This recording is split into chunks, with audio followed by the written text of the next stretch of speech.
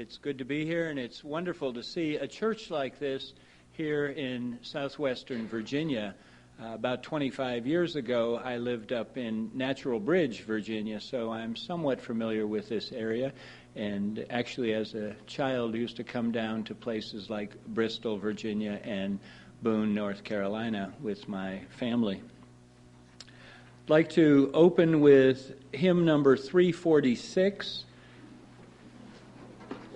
Come sing a song with me.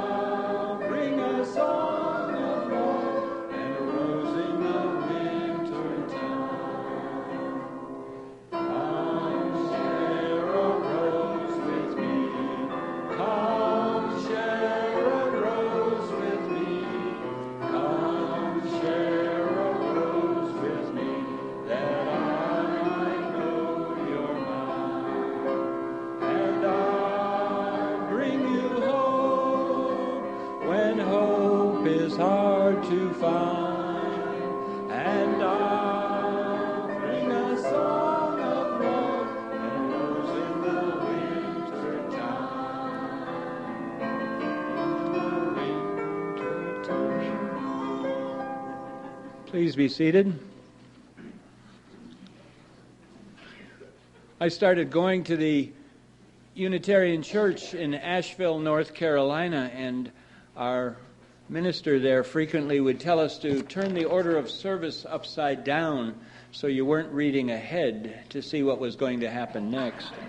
But if you were reading ahead, you might have noticed that we didn't do it exactly the way it says in the bulletin. And which means we're now down to the reading and silent reflection. And following the reading and a period of silent reflection, we're going to sing hymn number 123, but you don't have to rush to get your books out. It's Spirit of Life, and I know probably not everybody knows it by heart, but we're going to do it maybe different than you're used to. Catherine will play it through once quietly and remain seated during this time of silence and then this kind of reflective period. If you'll remain seated, Catherine will play it quietly once. By that time you can fumble and find the hymn in the book. And then we'll hum it once quietly through together to kind of get the tune in our head. And then we'll sing it, still staying seated the whole time. Okay? Our reading for reflection comes from a poet by the name of Derek Walcott. It's called Love After Love. The time will come when with elation You will greet yourself arriving at your own door, in your own mirror, and each will smile at the other's welcome and say, "Sit here, eat." You will love again the stranger who was yourself. Give wine, give bread, give back your heart to itself. To the stranger who has loved you all your life, whom you ignored for another, who knows you by heart. Take down the love letters from the bookshelf, the photographs, desperate notes. Peel your own image from the mirror. Sit, feast on your life.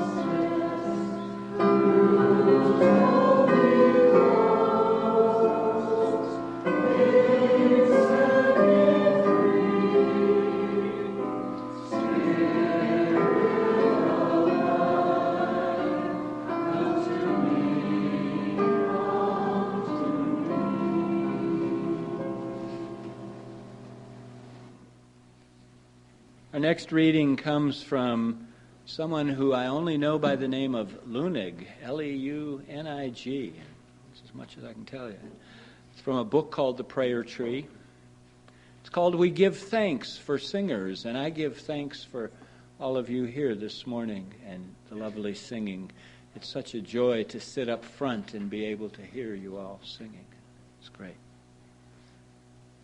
We give thanks for singers, all types of singers, popular concert singers and tuneless singers in the bath, whistlers, hummers, and those who sing while they work, singers of lullabies, singers of nonsense and small scraps of melody, singers on branches and rooftops, morning yodelers and evening warblers, singers in seedy nightclubs, singers in the street, singers in cathedrals, school halls, grandstands, backyards, paddocks, bedrooms, corridors, stairwells, and places of echo and resonance.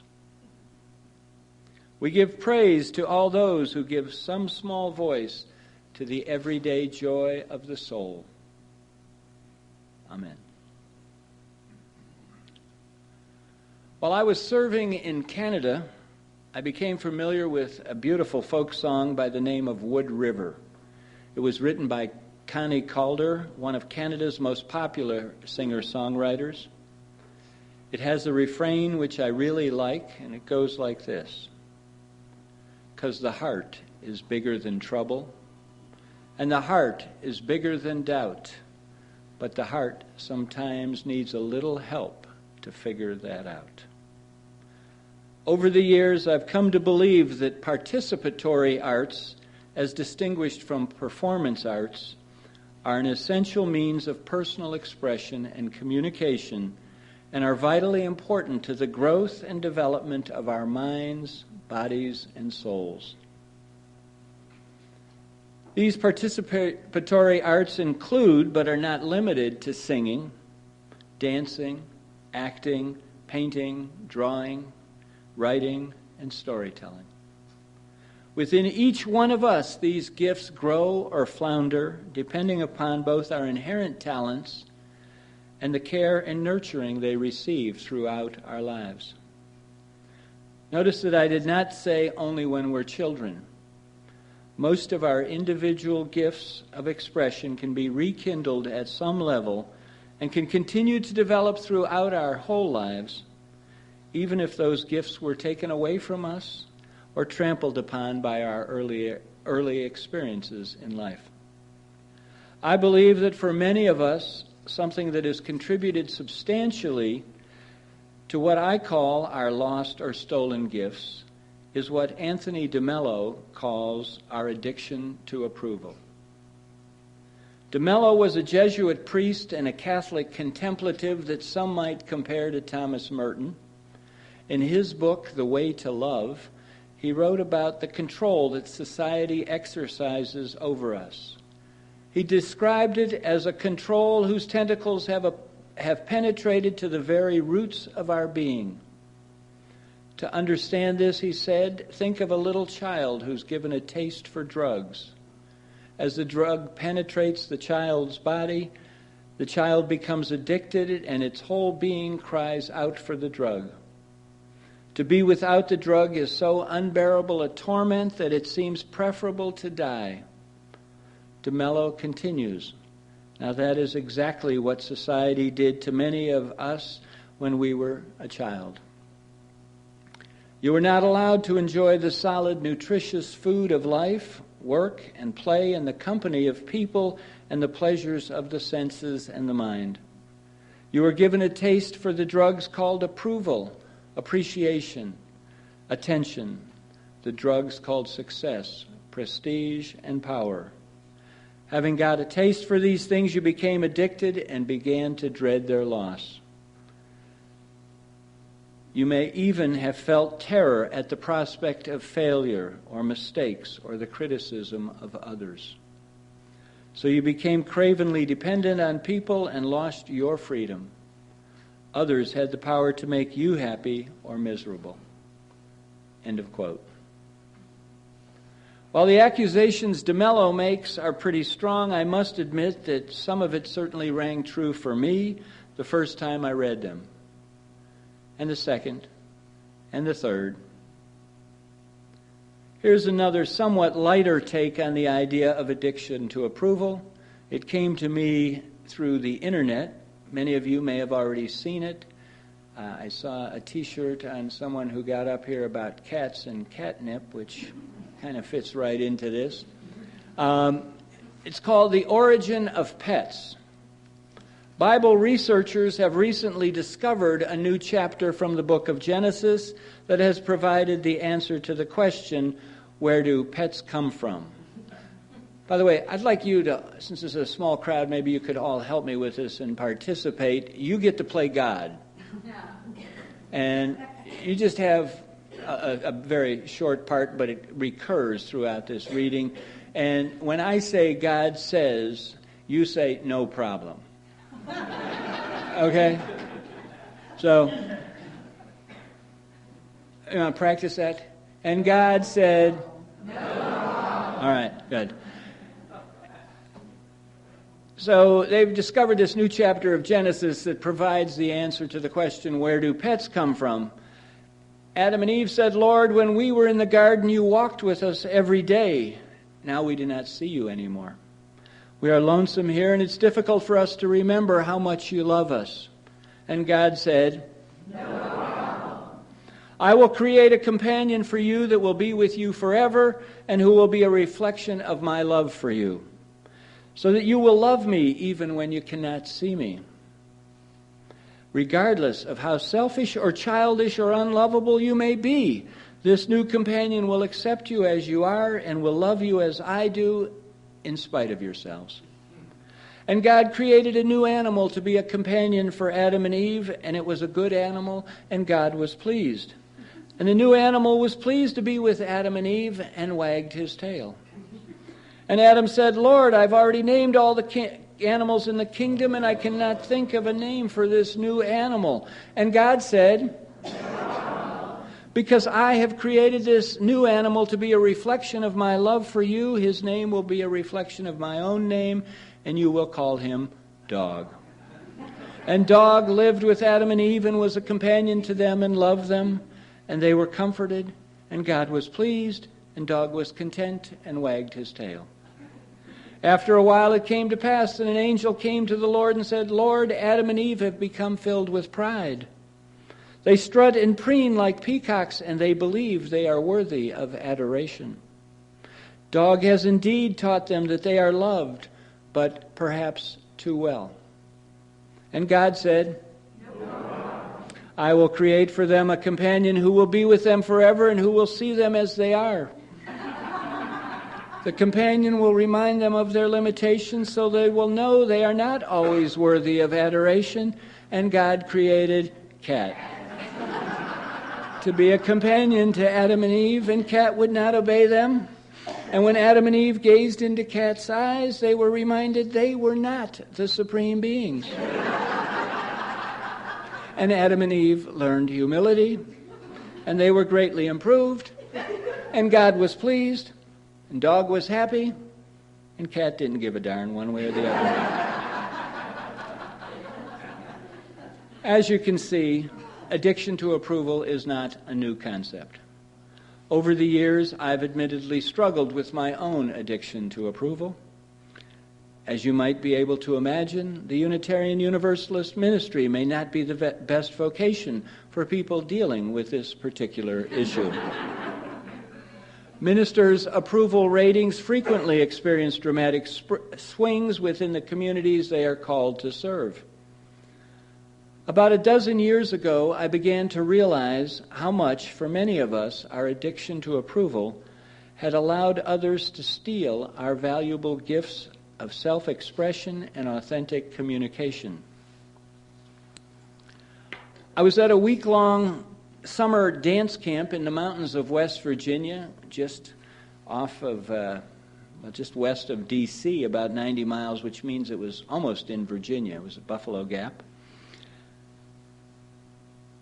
One of the staff instructors, his name was John Crum, offered a previously unscheduled workshop. It was called Singing for People Who've Been Told Not to Sing. He claimed that everywhere he went, a third of the people had been told not to sing. However, he said that actually, physically, less than 1% of the people were unable to sing. John teaches K through 6 music and dance to 300 children a year in the greater Philadelphia area at a private school up there. He told us, he teaches 300 kids a year. He told us he'd never met anyone who couldn't sing 5 notes on key. Not anyone. The trick, of course, is to find the 5 notes. And because singing is a developmental skill, once you find the 5, you can learn a 6th and a 7th and an 8th and a 9th, and you can sing. He said, if you're interested in the workshop, show up tomorrow after lunch. The next day, a third of the camp showed up. I had the sense that most of them were positively convinced that they were the 1% who physically couldn't sing. Anybody here relate to that? You don't have to raise your hand. They had come to the workshop determined to prove that they really belonged to that elite 1% who really couldn't sing. Sitting in a circle, John began the workshop. He's not a Unitarian, but you might think he was. We had us all sitting in a circle and stuff. And sitting in a circle, John began the workshop by having each of the 30-plus people present tell when they first remembered being told not to sing. The stories were often excruciatingly painful. One woman told about going to summer camp when she was 8 or 9 years old. Riding home in the car with her parents, she sang all the songs she'd been learning all week at camp. When she finished singing, her parents said, "You should never sing again." And my guess is until that day at that workshop, she never had.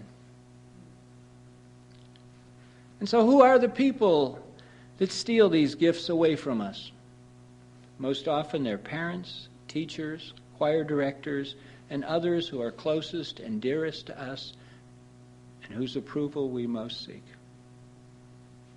Most, but by no means all wouldn't consciously try to hurt us. None are ever likely to be formally charged with child abuse for their offenses. My own story went something like this.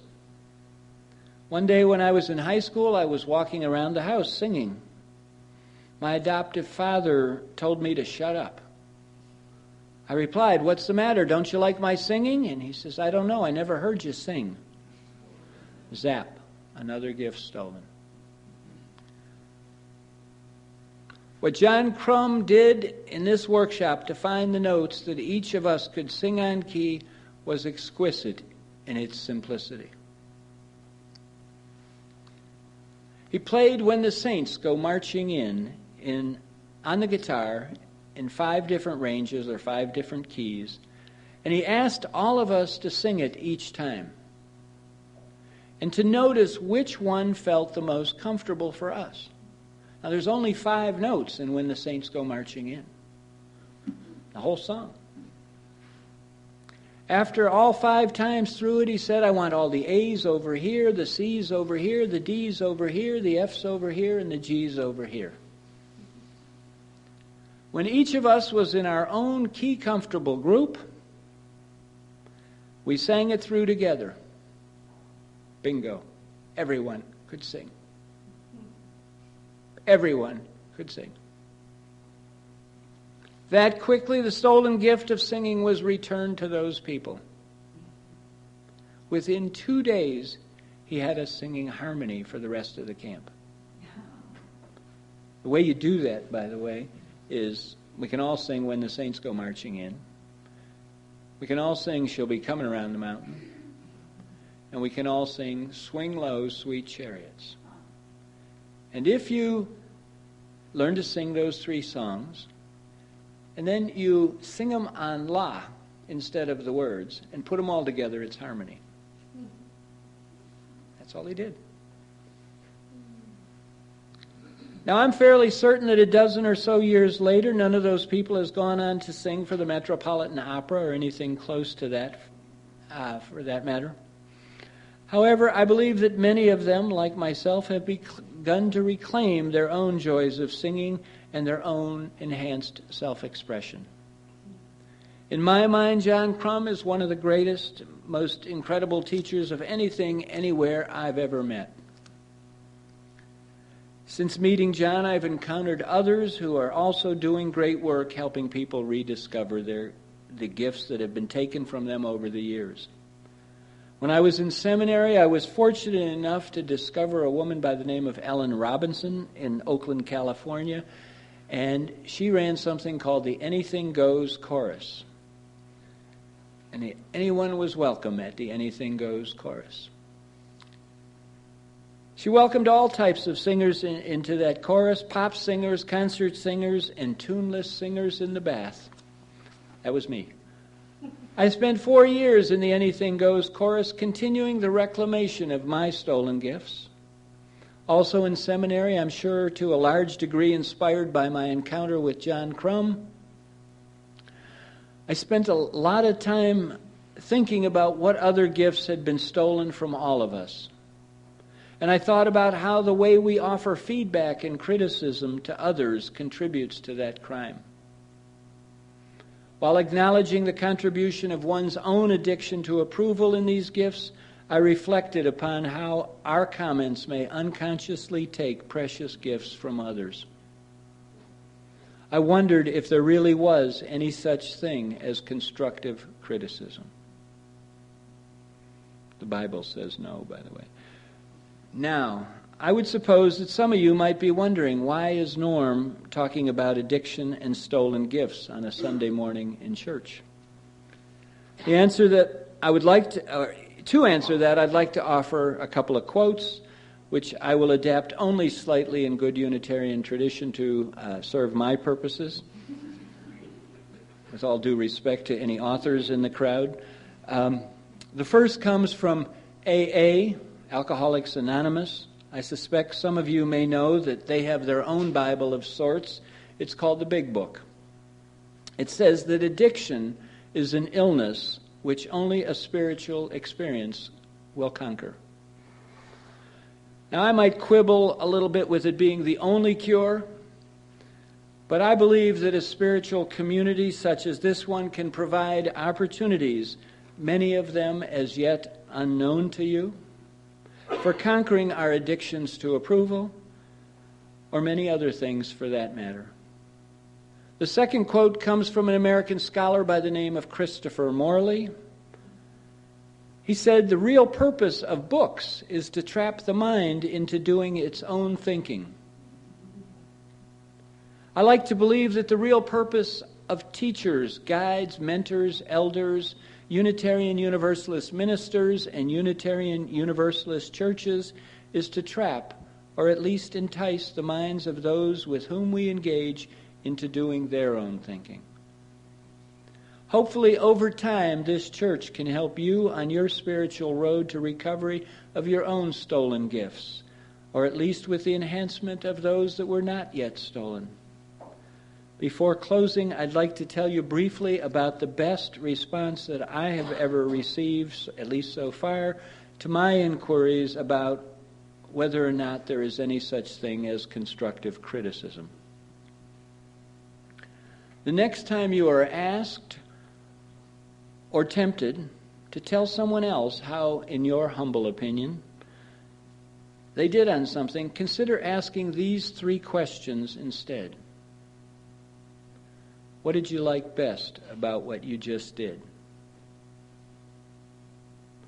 If you were doing it again, how would you do it differently? How can I help? What did you like best about what you just did? If you were doing it again, how would you do it differently? How can I help? In closing, my wish is that as each of you continues to grow into your own highest and best self, and as each of you more fully embraces more of your own abundant gifts, this religious community will support your efforts to be whole rather than perfect, and be free rather than safe. Because the heart is bigger than trouble, and the heart is bigger than doubt. But the heart sometimes needs a little help to figure that out. Blessed be and amen. I'd like to leave you with this poem from Veronica Schaafstel called Comes the Dawn. And this was a gift to me from a dear friend of mine who died from cancer on the morning of the Oklahoma City bombings, so she never heard that news, and it was news that would have broken her heart. I found it on her refrigerator. And how much great wisdom do we share with one another on our refrigerators? I always love to read people's refrigerators when I go into their home. After a while, you learn the subtle difference between holding a hand and chaining a soul. And you learn that love doesn't mean leaning and company doesn't mean security. And you begin to learn that kisses aren't contracts and presents aren't promises. And you begin to accept your defeats with your head up and your eyes open, with the grace of an adult, not the grief of a child. And you learn to build all your roads on today because tomorrow's ground is too uncertain for plans, and futures have a way of falling down in mid-flight. After a while, you learn that even sunshine burns if you get too much. So you plant your own garden and you decorate your own soul instead of waiting for someone to bring you flowers. And you learn that you really can endure, that you really are strong, and you really do have worth. And you learn, and you learn. With every goodbye, you learn.